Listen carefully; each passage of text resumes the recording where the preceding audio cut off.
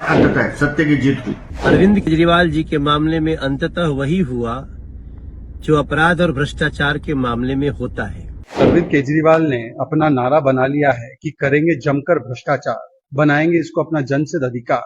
कोई कार्रवाई होगी और राहत कोर्ट से नहीं मिलेगी तो भी चिल्लाएंगे अत्याचार अत्याचार। शराब नीति घोटाले में अरविंद केजरीवाल बहानेबाजी कर रहे थे और जिस तरह की राजनीतिक नौटंकी वो कर रहे थे, आज उसका पटाक्षेप हो गया। झूठ और लूट की सरकार जिसका पाप का घड़ा भर चुका था, आज अंततः सत्य की जीत हुई। और मेरा ये मानना है कि पूरे युवा वर्ग को शराब के नशे में धकेलने की जो साजिश अरविंद केजरीवाल और उनकी सरकार ने रची थी, उसका परिणाम ये होना ही था। सत्य की जीत होनी थी और अरविंद केजरीवाल को उनके पापों की सजा मिलनी ही थी।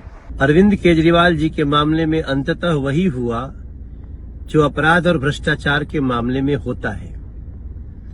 भ्रष्टाचारी अपराधी चाहे कितनी भी चालाकियां कर ले, वो कानून के शिकंजे में आता ही आता है।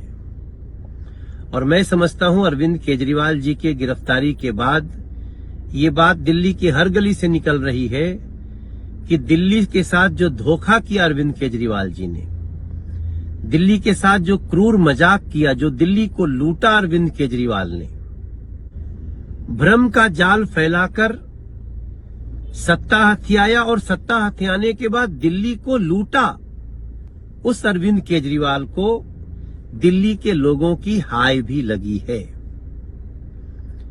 आज दिल्ली के हर गली में पटाखे फूट रहे हैं। मैं जहां बैठा था, जब पता चला लोगों को, तो लोग तालियां बजा करके स्वागत कर रहे हैं। एक व्यक्ति जो भ्रष्टाचार के खिलाफ लड़ने आए थे, आज भ्रष्टाचार और लूट में अपनी लाख कोशिशों के बावजूद कोर्ट जाना, कोर्ट ने नकार दिया, यहां दौड़ना, वहां दौड़ना, बहाने बनाना, आखिरकार कानून के हाथ लंबे होते हैं और आज उन्होंने अपना काम किया है। आम आदमी पार्टी और अरविंद केजरीवाल ने अपना नारा बना लिया है कि करेंगे जमकर भ्रष्टाचार, बनाएंगे इसको अपना जनसिद्ध अधिकार। कोई कार्रवाई होगी और राहत कोर्ट से नहीं मिलेगी तो भी चिल्लाएंगे अत्याचार अत्याचार और खेलेंगे विक्टिमहुड कार्ड। बुरे काम का तो बुरा ही होगा अंजाम। आपको तो दिल्ली की जनता ने पाठशाला खोलने के लिए जिम्मेदारी दी थी, आपने मधुशाला खोल दी और मधुशाला खोलते खोलते जिस प्रकार से भ्रष्टाचार किया, और जब उस पर कार्रवाई हो रही है और कार्रवाई भी ऐसी जिस पर कोर्ट की मुहर लग रही है। आज कोर्ट ने कहा ना कि कोई राहत आपको नहीं दी जा सकती, कल कोर्ट ने कहा ना 9-9 समन क्यों आप स्किप कर रहे हैं, आपको एजेंसी के सामने पेश होना पड़ेगा। फिर भी आप कहते हैं कि ये विद्वेषपूर्ण कार्रवाई, विक्टिमहुड कार्ड खेलते हैं। बताइए, सुप्रीम कोर्ट ने 338 करोड़ का मनी ट्रेल बताया, परंतु आम आदमी पार्टी कहती है हम कट्टर ईमानदार है, कुछ नहीं मिला। मनीष सिसोदिया को राहत देने से इनकार कर दिया सुप्रीम कोर्ट ने, फिर भी अपने आप को भारत रत्न देने की बात करते हैं और कहते हैं हम सबसे ईमानदार हैं। जिस प्रकार से सत्येंद्र जैन को भी जेल जाना पड़ा, जिस प्रकार से संजय सिंह को हाई कोर्ट ने राहत नहीं दी, विजय नायर को 1 साल से कोर्ट ने राहत नहीं दी, तो क्या कोर्ट भी विद्वेषपूर्ण कार्रवाई कर रही है? और कांग्रेस पार्टी जो आपकी साथी है, 1-2 महीने पहले तक तो वो खुद पोस्टर लगा रही थी कि केजरीवाल भ्रष्ट है, अब तो ये स्पष्ट है कि घोटाला तो हुआ है।